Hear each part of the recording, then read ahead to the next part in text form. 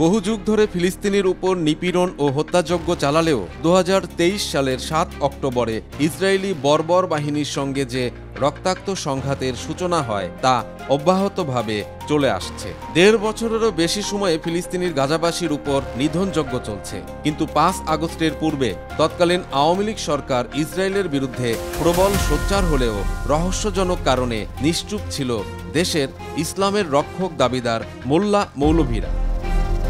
ইসরায়েলের গোপন মিত্র যুক্তরাষ্ট্রের সঙ্গে তখন তাদের গোপন আঁতাত চলছিল সরকার পতন ঘটানো। $29 মিলিয়ন ভাগ পেয়ে চুপ মেরে যাওয়া মৌলানা সাহেবরা এতদিন ঘুমিয়েছিলেন।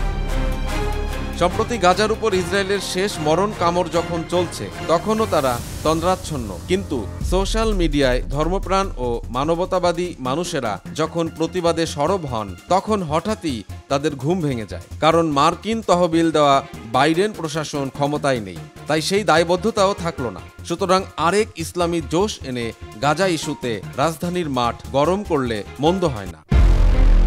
জামাতি অ্যাম্বাসেডর আজহারি গংদের দিয়ে সাজানো হলো আরেক নাটকবাজি কর্মসূচি মার্চ ফর গাজা। সারা দেশ থেকে বিপুল মানুষকে বেশ ঘটা করে জড়ো করা হলো সোহরাওয়ার্দী ময়দান। পথে ঘাটে সেনাদের উপস্থিতির কারণে লুটপাট করতে না পারলেও সেই চোট গিয়ে পড়ল ময়দানের আম গাছে। মোল্লারা সেখানে গাজার জন্য ক্রন্দন ভুলে দল বেঁধে আম গাছে উঠে সব আম পেড়ে নিল বিপুল উৎসাহে।